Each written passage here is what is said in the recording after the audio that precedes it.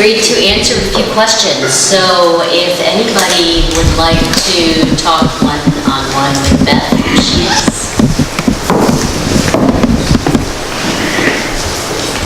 Yes. Is there anybody in the Virginia legislature that is advocating for the MAT treatment? Anybody? Senator Dees is here. Does he know the answer to that? It's not really something we've been focused on. We talked about Yeah. just beginning the process. Right. Yeah. Bill Hazel was real forward-thinking about it. There's a lot of resistance from Commonwealth's attorneys. I mean, whatever you can do to talk to them about it. There's so many studies. I cite them in the endnotes of my book. If it's done correctly, it really can be a life-saving drug.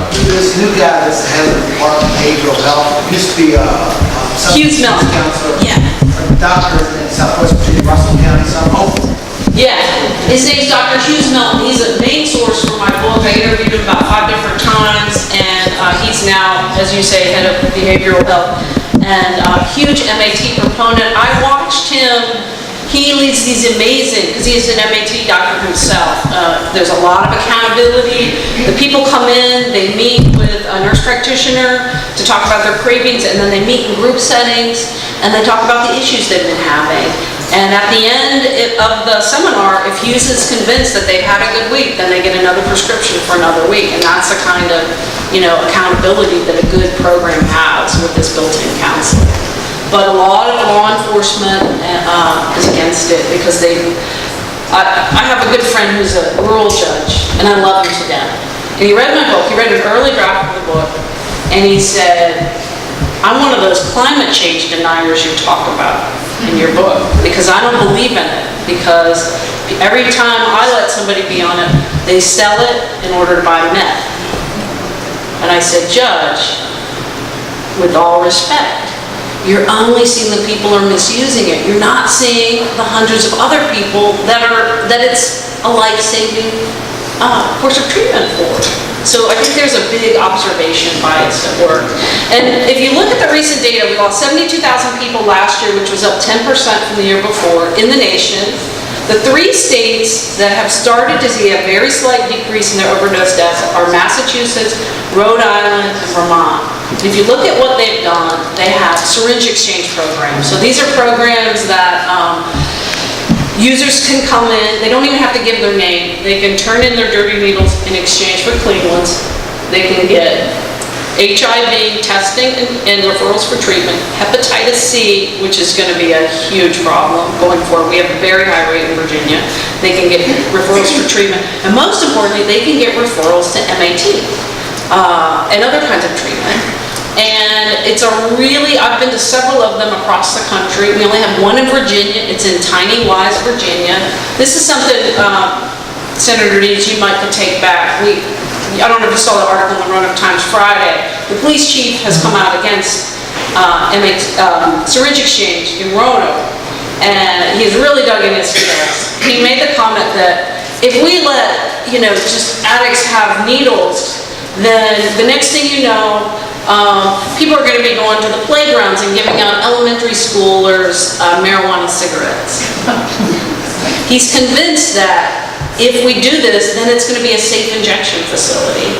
And it's every study that shows that a syringe exchange that's operated correctly using best practices, because not all of them have been, they show reduced crime, reduced disease spread. I mean, Tess had hepatitis C at the end of her journey that she got in Roanoke from prostituting and sharing needles.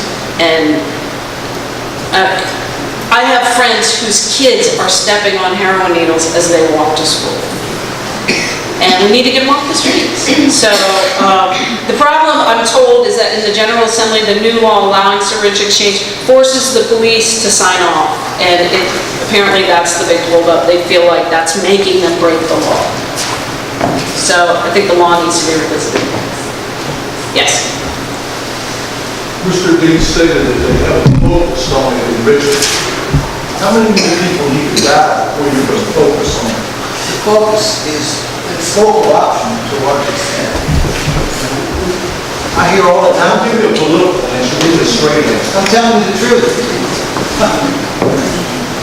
Sorry, what'd you say, Senator? A lot of it, you know, it's local option, like the MAC, you're talking about the, Yeah. you know, the legislature has not mandated it, but has said localities can decide to do it or not.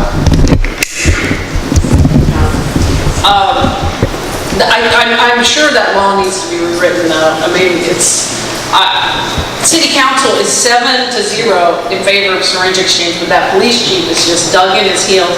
And I've been calling him out in interviews, and maybe that's been exactly the wrong reaction. I don't know, maybe it's just made him madder, but. We're talking about state enforcement. What's being done nationally? What's being done by the federal government? So, not enough. So there's a new bill in Congress. I think it's sort of working around the edges. Everything they're already doing, it does a little bit more of. What public health experts believe it's going to take is a response on the part of how we responded to HIV and AIDS 2 decades ago, when we made sure that every person with that was able to eventually access treatment. Andrew Kalagi at Brandeis University says it's going to take $60 billion over 10 years. That's a lot of money. The latest opioid bill that Congress is debating now has $8+ billion. So that's a far cry from that. It is a start. There's a part of the bill that tries to stop fentanyl from coming in through the postal service, which is ridiculous that fentanyl can come in from China and the postal service. I mean, there are good things. It's just not enough. Everyone in public health agrees that it's just not enough. We need to be spending more. Doesn't this mimic the heroin? Remember the heroin addiction in the late 60s? And that's when methadone started, right? Right after Vietnam. Yeah, I had a friend that worked at a methadone clinic. Doesn't this kind of mimic the same thing that was happening back then in a sense? It does. It more mimics what was happening after the Civil War when we had a huge morphine epidemic. Because at the time, you could just go to the pharmacy and get morphine. And after the Civil War, you know, they gave injured soldiers, doctors would leave behind morphine and needles with instructions to just take as needed. And that created this huge epidemic, which eventually, we had 250,000 people addicted in 1900, eventually led to the Harrison Narcotics Act and the criminalization of heroin and other drugs. But now we have so many more people addicted than we had then, and the heroin is so much stronger than it was then, and also when it was after Vietnam. Maybe one more question, and then I'm happy to talk just, you know, in a cluster over here as I'm signing. Yes? I have a daughter that's pretty much like Tess, or me. So, about 4 years and besides 6 months that she spent in jail recently.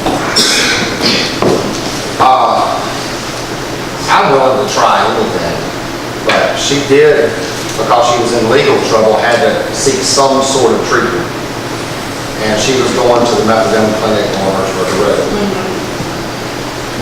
And I spent time, went to her counselor to see how the family could help in the situation. And the counselor told us that it's impossible for her to get high on heroin because she's taking methadone. But she had tracks all up and down her arms, fresh drive. And what was she shooting up? Heroin. For sure? Oh, yeah. I mean, people shoot up spots and they shoot up methamphetamine. Yeah, so she was... And that's something I hear on the rise, people shooting up meth while they're on Suboxone because they can still get, because Suboxone only blocks opioids. No, Suboxone I heard does, but she was using methadone there. And the counselor, but then later I talked to the counselor later, and of course it cost her $500 a month to get the methadone.